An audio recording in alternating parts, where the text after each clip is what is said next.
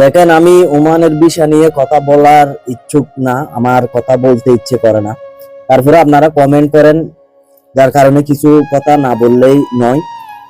দেখেন, ওমানের ভিসা যখন বলছিল এই 2 মাসের ভিতরে ওমানের ভিসা খুলবে, এরকম একটা আশ্বাস যখন দিয়েছিল বাংলাদেশের উপদেষ্টা মন্ডল থেকে একজন মন্ত্রী যখন কথা বলছিল, সাক্ষাৎ হয়েছিল, তখন বলেছিল 2 মাসের ভিতরে ভিসা খুলবে, এরকম একটা আশ্বাস দিয়েছিল। তখনও আমি ভিডিওতে বলেছিলাম কি 2 মাস কেন, এই 2 মাস 2 মাস 4 মাস বা তারও বেশি হয়ে গেলেও কিন্তু ভিসা খুলবে না। তারপর যখন আমাদের সরকার পরিবর্তন হলো, নতুন যখন সরকার আসলো, তখন বলেছে যে কিছুদিন আগেও শুনেছেন আপনারা, ওই ভিসার ব্যাপারে কথা বলতেছিল, মানে সাক্ষাৎ হচ্ছিল বিভিন্ন মন্ত্রণালয়ের সাথে, শ্রম মন্ত্রণালয়ের সাথে, বুঝছেন? তো আমি এখন খাবার খাইতেছি, এই সময় কোনো আমি মিথ্যা কথা কোনো কিছু আমার বলার কোনো ইচ্ছা নেই, আগেও বলি নাই।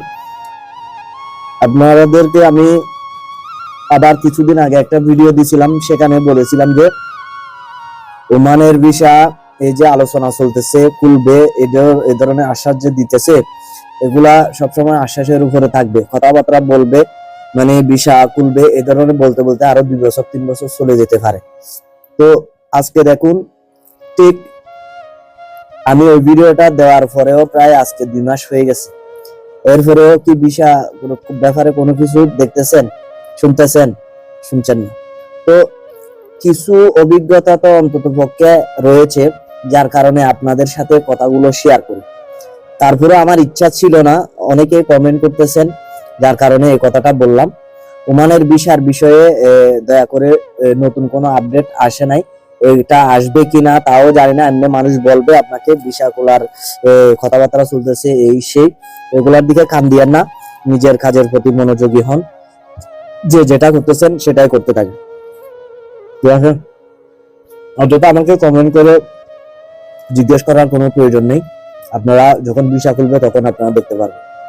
আর একটা কথা বলে রাখি, আপনারা যদি মনে করেন আমি আপনাদেরকে সত্য কথা বলতেছি, আমার কথা যদি আপনাদের গ্রহণযোগ্য মনে হয়, তাহলে আমার আইডিটি ফলো দিয়ে রাখুন, যাতে পরবর্তী সময়ে আমি যে কোনো আপডেট দিলে সবার আগে আপনার কাছে গিয়ে পৌঁছে। আল্লাহ হাফেজ, ভালো থাকবেন।